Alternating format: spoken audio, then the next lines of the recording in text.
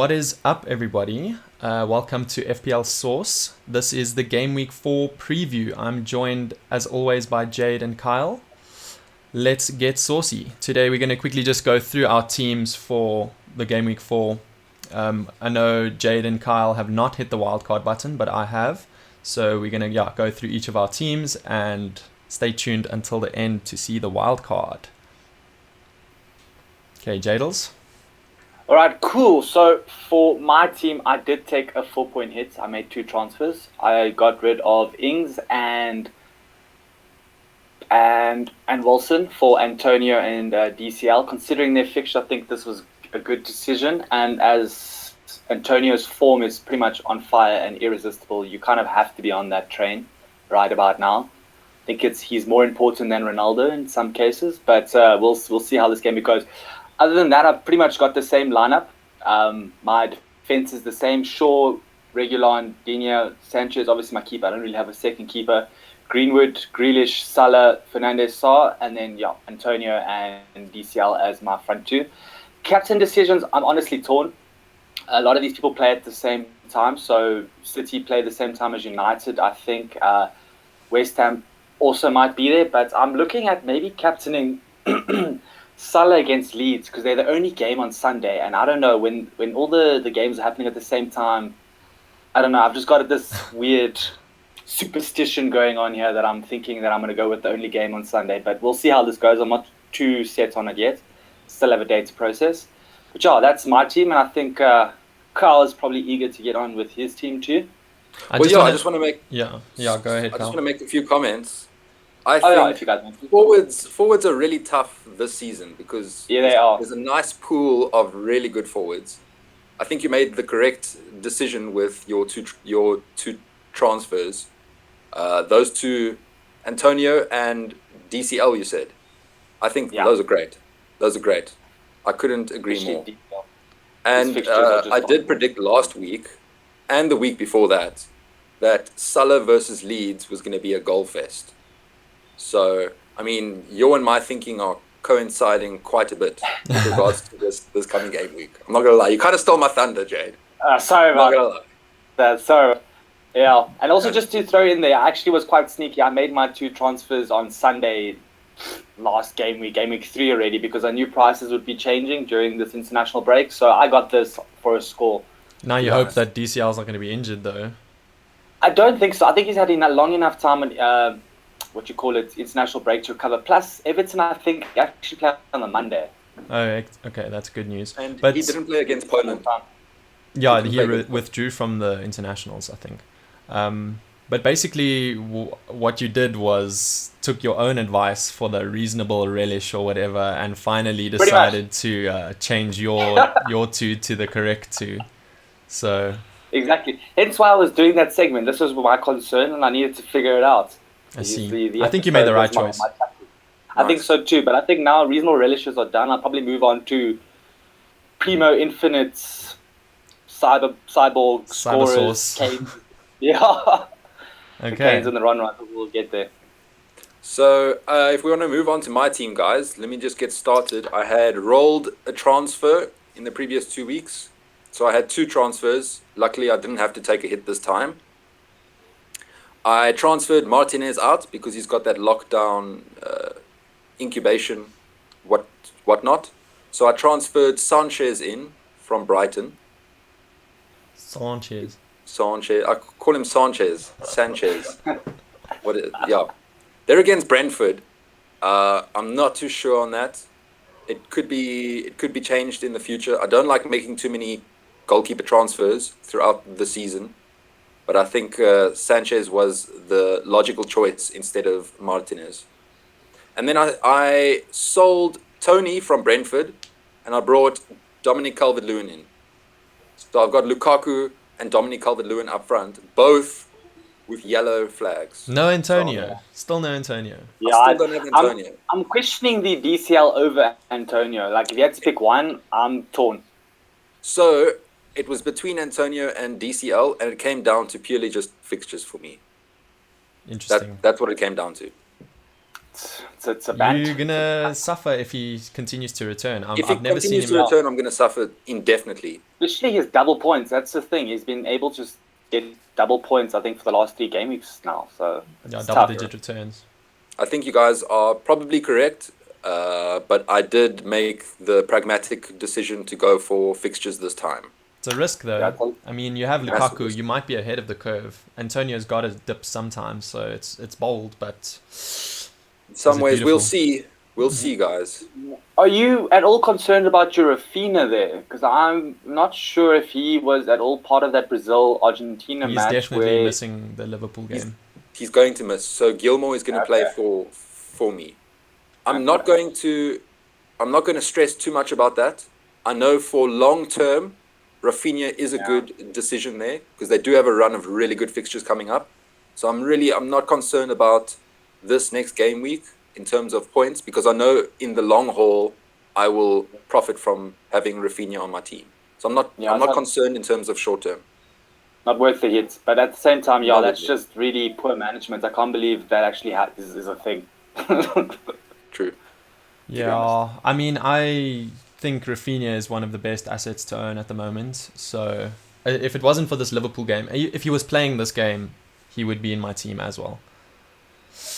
But yeah, interesting. Yeah, guys, and I'm a little bit suspicious over Greenwood in my team because I don't know how much game time he's going to get now that Cristiano's in United. So I've been thinking about a long-term thought plan within the next 2 to 3 game weeks, call it short-term, is of letting go of Greenwood, getting a slightly cheaper midfielder in, and transforming Lukaku into Cristiano depending on how he plays and what the team structure is. So I'm not 100% sure yet. Although that also allows you to switch between the Cristianos, Lukakus, and Kanes, so it's worth the switching, but like a couple steps. Although I do have one little fact that I read. For the last 85 years, Man United has always played a team that has an academy player in it. And if there was a player to play from the academy, I think it'd be Greenwood over Rashford and McTominay most, like 9 out of 10 times, to be honest. I don't know, McTominay is debatable because he does hold that midfield really well. He's also a bit injured, but at the same time, if that's what they've done for the last 85 years, I don't see them breaking it now all of a sudden. I just think it's a heritage thing that maybe they have been doing, you know? That's I don't so think they'll break interesting. it. I think Greenwood's a bit of a safe pick as well. But yeah, I'm not going to lie. Ronaldo has scared me now. I don't know where he's going to end up. I don't know how the team's going to be structured. Yeah, Greenwood is a bit of a risk. I mean, his form has been so good. I can't see him just getting benched now. Plus, he can learn off Ronaldo. Like he's young enough to be his son. It's going to be interesting. I'm really curious to see what Oli has planned in terms of formations now. Me too. He has a predicament that every manager on earth wants to have. If that makes sense. Too many forwards. No. Yeah, too many good players. I've also been thinking about maybe changing my formation to a 3-5-2. The same formation you guys have, because I don't know if this 4-4-2 is working anymore. Which made me think about playing my wildcard, just like Brandon. But Spoilers. I declined. Well, but you spoiled it at the beginning already. Yeah, I know. Yeah, I'm just going to be patient and see where it goes. I think From me, guys, honestly, that's it. You do have a lot of money in your defense, which Yeah. is quite an interesting technique. But previous seasons, it made sense to go high on the wing backs and have a 4-4-2 going. But like this season, I don't know, forwards are actually coming to the party, especially midfielders. And if you consider midfielders actually make more points than a forward does, and slightly less points than a defender does for scoring and returning, plus they get clean sheet bonuses and so on. I think the points are in the midfield this season with a couple of forwards. I think you're right.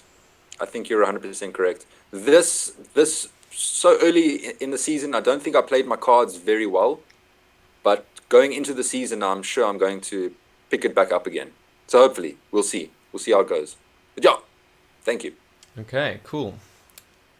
All done then. On to the wildcard reveal. Wilder. So I don't know if you guys have had a chance to have a look at it and just dissect it. But yeah, it's basically my thought process is get Ronaldo in and captain him. So that was an easy move from Bruno. Objective 1. Yeah, cheers, Bruno. Yeah, I don't think Bruno's going to be as good an asset in the team anymore. So easy peasy there. Then I'm keeping Salah because that's obvious. I have the same front two as you guys mentioned, the whole Antonio Calvert-Lewin thing. I think they're just the best, most consistent looking forwards at the moment. So front line, Ronaldo, Antonio Calvert-Lewin. It's basically the template front line that everyone would get if they could, I think, at the moment. Obviously, Ronaldo interchangeable with Lukaku and whatnot. So he's probably going to, change between Lukaku, Kane, and whatever throughout the season. But basically, for the formidable future, these three are. I can't see anything else. I can see maybe Bamford and Jimenez in a few teams, but not enough to make me want to not take out or not have Calvert-Lewin or Antonio at the moment. So yeah, then I sold Greenwood, even though I made a profit with him. I got that 0.1 and it allowed me to get Jota in. And I think Jota without Bobby Firmino in the team is a nailed option, and his stats per 90 are amazing. So if he's playing in the next 3 games, he'll play most minutes of those next 3 games. I think he's going to be one of the top scorers in the next few weeks. So he was a very easy pick. And then I had to choose 2 of the 6.5-ish midfielders. So this is where I struggled a lot, because there's obviously Torres, there's Benrahma, there's Sarr, there's Rafinha, as we mentioned earlier, which I had in my team the whole time until he got banned from the Liverpool game. So I then got Rafinha. I didn't make the transfer, but I chose to stick with Benrahma, because obviously I've made money off of him. He's got a good fixture this week, and then I can just swap him to Rafinha next week with a free transfer, no added cost. So yeah, to get Rafinha's good run. So the midfield will end up being Rafinha, Sarr, Salah, Jota. Then I went, for the first time, I got Shaw this season. I haven't owned him because I think he's going to, as we said in our previous video, I think he's going to be the main Ronaldo service provider. And yeah, I really think he's going to be a really good option for the next few weeks. He is probably going to move to Reece James, around the same time that I move Ronaldo to Lukaku, so around game week 7.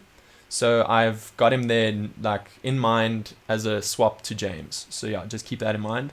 Then Wolves, all the people have been basically hounding about how amazing Wolves' fixtures are, and they want to get Traore, who can't hit a barn door, and they want to get Jimmy, but he hasn't scored yet as well. So I went for an attacking defender because their defense has been good as well, and I think if there are going to be goals scored soon, Semedo might be the one to contribute, because he has been found, literally he's got the highest touches of the defenders in the box, in the opposition's box for Wolves. So he's basically their most attacking defender. He's nailed on, and yeah, he missed the first match, and he's still above all the other defenders for the ICT statistics. So in he got that basically in 2 matches. He did better than other people did in 3 matches. So I think as a 2.9% owned differential, I think he is also a nice little dark horse. And then what's his price? His price is 4.9. So it's a little bit awkward. I was on Marcel, who was 4.5, but he's not as nailed and not as attacking. So I found some cash to just upgrade him to Semedo. I think he's going to be the better long-term option. And then to wrap it all up, I got Trent back in after I sold him last week. Because, yeah, he's just crazy. He's creating so much more than any other defender, any other player, actually. He's created the most chances, I think, and he's on free kicks. Yeah, he's 33% more creative than any other player in the whole league. So I think with the upcoming Liverpool fixtures, Crystal Palace, Leeds, whatever, it's going to be really profitable to own Trent. And if you don't own him, that is at your own peril. So yeah, and then I went Raya as my keeper, obviously because I had Martinez, and yeah, I needed to get a playing keeper this week. So Raya, he's got the 4th best defense so far this season, and he's got some good saves. And yeah, I think Brentford are looking like a good team overall. So yeah, well done, Brandon. It looks a little bit template, Yeah, that's the only problem. But otherwise, I mean, great. It looks exactly what every FPL player wants. Jade. Yeah, you've kind of jumped into the Ron saga a bit early there. I'm still hesitant. I'm not gonna lie. So that's why I'm not wildcarding yet. So It's written in we'll the see how it goes. stars. I It can is see it literally now. for the stars. And if it is. doesn't work out, use an easy switch to Lukaku. So I'm only planning on having Shaw and Ronaldo for these next 3 games. So it's not a long-term plan. We have a bad run of fixtures. Yeah, it's not a long-term plan. It's an explosive attacking plan. So I thought I needed to fix up my bench as well because I had Hoover, I had Ailing, and I had someone else that was terrible. Oh, it was Obafemi. How much was Alan? Alan's 4.5. He's just the bench fodder. So he was on Sissoko because Sissoko is also 4.5 and he's in a bit of an attacking role in Watford. But Alan, he's got the best stats so far out of the 4.5s. So, and he got an assist in the last match. So I think with Everton's attacking form, if he does need to play, then yeah, he might get a jammy assist. But he just needs to play. I don't expect much of my starting 11 to ever get rotated, especially like Jota is not going to stay there forever. He's going to move to Mount probably in game week 8. So when we see that there's going to be more rotation with my players, I'm going to rotate them out and get assured starters. Wow, so you're going straight from Shaw, Jota, Cristiano to 3 Chelsea players. I am. Wow. I am. And yeah, Ben Rama is going to next week turn to Rafinha. I haven't decided if Ben Rama is the one that I'm going to actually play this week. I could go for any 6.5 mid or even a 7 mid, so Torres included. But I think Ben Rama has got a good fixture this week, and we don't want to fix something that ain't broke. So yeah, good job all round, man. Yeah, and then got the 2 4.1 defenders in Duffy and Livermento as well for bench fodder. So I think I will get some players that are going to probably score high on my bench, and I'm going to get a bit annoyed, but it's better to have them and not need them than to need them and not have them. And also considering their price, and their prices are going up, it's probably the best thing you could have, you know? Yeah. Any changes, any critiques? No, I'm just curious on the Run saga, so we'll see how that one plays out. The Jota one, I think, was a clever idea with Firmino. But Trent, I don't know yet. I mean, he's obviously been a banger in previous seasons, but I don't know. He has to prove it to me this season, to be honest. Yeah. I think Semedo was a blindside. Yeah, I don't think anyone's expecting that. Yeah. Well, although sneakily, I kind of knew Brandon was picking a Wolves something, like you said, Their defenders their fixtures are so good, so I can't really ignore them. And I don't want Traore or Trincao. No. Like, are they really going to score more than Sarr I mean, and Benrahma? I saw Jimenez's touch map compared to the first 3 fixtures of the previous season, and he's nowhere near in form of where he needs to be. Nowhere even near. If you watch, to be honest, even if you watch where he stands in the box during like wing plays or crosses or even corners, he's nowhere near header scoring position anymore. He's now going to be a poacher in a way. He has taken the third most shots of any forward in the league so far, though. So he is shooting a lot. He's just not shooting on target. Yeah. So just unfortunate with that type of injury that he got. It does limit him a little bit as a striker, if you know headers and so on. Yeah. And he was a good header before the injury. I mean, that's kind of why he... But there's no space for him as well in my team, like in anyone's team. No, I mean, you wouldn't change your front three to get to him. I mean, the only one would be Traore or... What's the other guy that's in Wolves there? Trincao. Trincao. But at the same time, there's no proven attacking returns from Wolves yet, so not worth it. Alrighty, well, let's hope for the best. And finally this international break is done. Oh my word. Thank goodness. Like a month. Although there were some bangers from that international break. I know Kane scored quite a crack-a-lacka against Poland. Yeah. They didn't win there. It was a draw 1-1, but it was still a crack-a-lacka, yeah. And that Cancelo double nutmeg. Oh my word. I have some tea about that game as well. Just put up your pinky ring.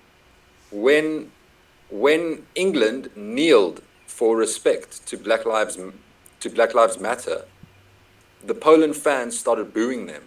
Yeah, but Robert Lewandowski pointed to the respect sign on his shirt, so he stood up to his own fans. basically. Good. So massive respect to Robert. Massive respect. Yeah. There's yeah, but you know that's just the weird saga in some of these European countries. I think it was Ireland or Scotland or something also had a similar encounter when they played someone else. So just unfortunate. That's an episode, another episode Yeah. altogether. Kudos to the English team and kudos to the Polish captain for actually standing up for them. True. That showed massive sportsmanship. All right, guys, good luck, and we'll check you next week then, everybody. Cheers. Thank you. Cool. Cheers.